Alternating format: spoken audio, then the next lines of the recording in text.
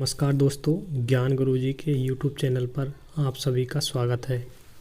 आज हम झारखंड पुलिस की नई विज्ञप्ति आई है उसके बारे में डिटेल से चर्चा करेंगे, जो कि पुलिस कांस्टेबल की विज्ञप्ति है।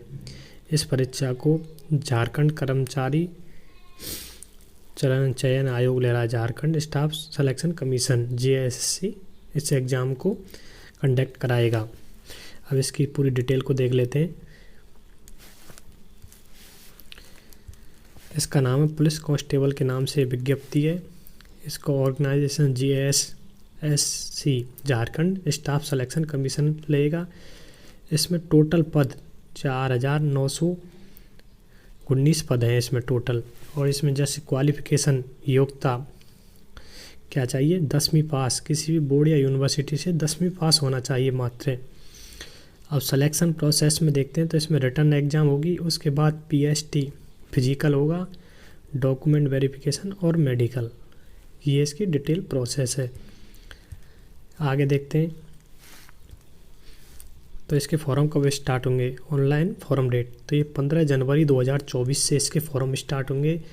और लास्ट डेट देखते हैं तो लास्ट डेट है इसकी 20 फरवरी, ये है 14 फरवरी 2024। Exam date as per schedule इसको बता दिया जाएगा। आपको किस वेबसाइट पर जाकर अप्लाई करना है तो आपको www.jssc.nic पर जाकर इसको ऑनलाइन अप्लाई करना है। अब इसमें फ़ॉर्म फीस की बात कर लेते हैं। Form fees, application fees general OBC और EWS के लिए 100 रुपये फ़ॉर्म फीस है।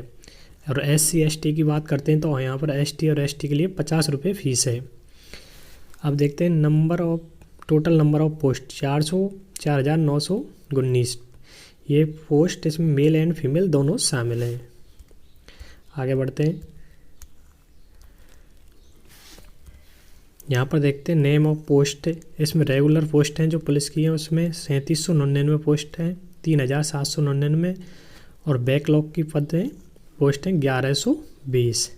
इन दोनों को 3799 इनको मिलाकर ये 4,919 पद हो रहे हैं इस प्रकार से। इसके एज को देखते हैं। इसमें मिनिमम एज 18 होना चाहिए, मैक्सिमम एज 25 होना चाहिए। और प्रत्येक के लिए छूट है। जैसे OBC के लिए आती है 3 वर्ष, SC और ST के लिए 5 वर्ष की छूट है।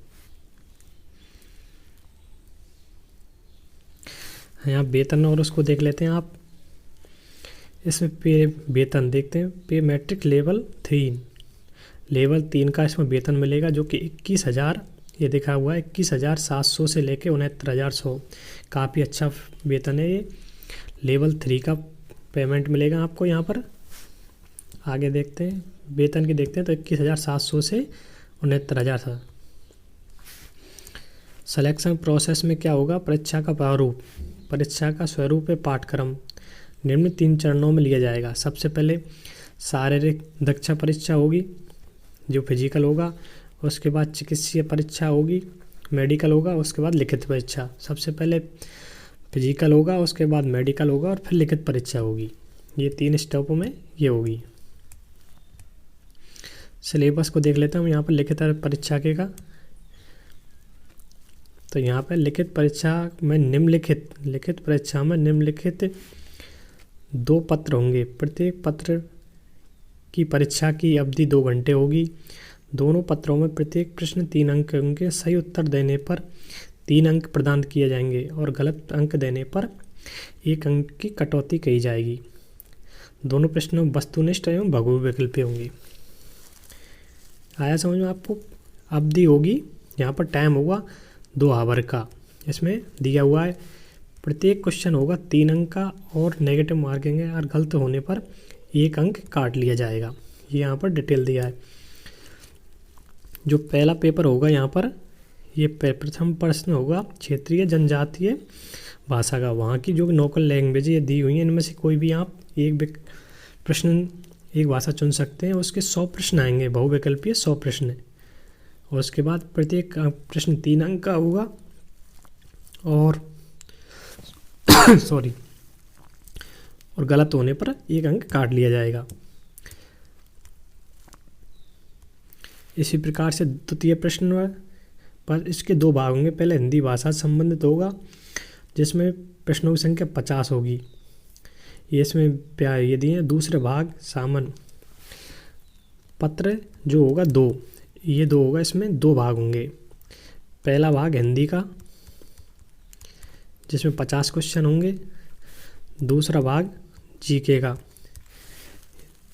दूसरा प्रश्न सामान्य अध्ययन के और मैथ के क्वेश्चन होंगे। अवधि 2 घंटे होगी, कुल अंक 300, वही 3 अंक का प्रत्येक क्वेश्चन होगा और गलत पर 1 नंबर काट लिया जाएगा। तो ये समझ में आया।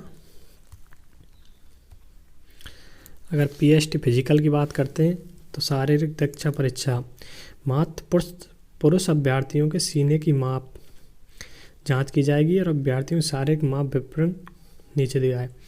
पुरुषों के लिए 10 किलोमीटर की दौड़ 60 मिनट में करनी है और महिलाओं के लिए 5 किलोमीटर की दौड़ 30 मिनट में करनी है। पुरुषों के लिए 10 किलोमीटर है जो 60 मिनट में, महिलाओं के लिए 5 किलोमीटर जो कि 30 मिनट में।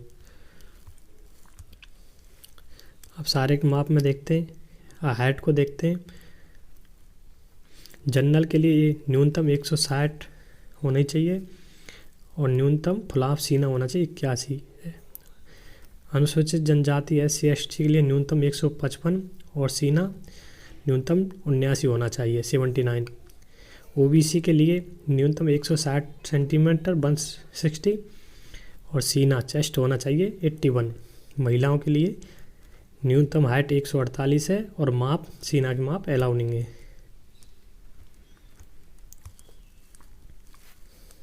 मोस्ट ऑफ बात ये यहाँ पर दोनों परीक्षाओं में प्राप्त अंकों के आधार पर न्यूनतम प्राप्त अंक पाने वाले अभ्यर्थियों को मेगा सूची में शामिल नहीं किया जाएगा। इससे जो कम अंक लाएंगे, कम अंक प्राप्त करने वाले को, जनरल के लिए 40%, SC/ST के लिए 32%, OBC के लिए 34%, पिछड़ा वर्ग सूची के लिए 36.5%, आदिम जनजाति के लिए 30%, EWS के लिए 40%।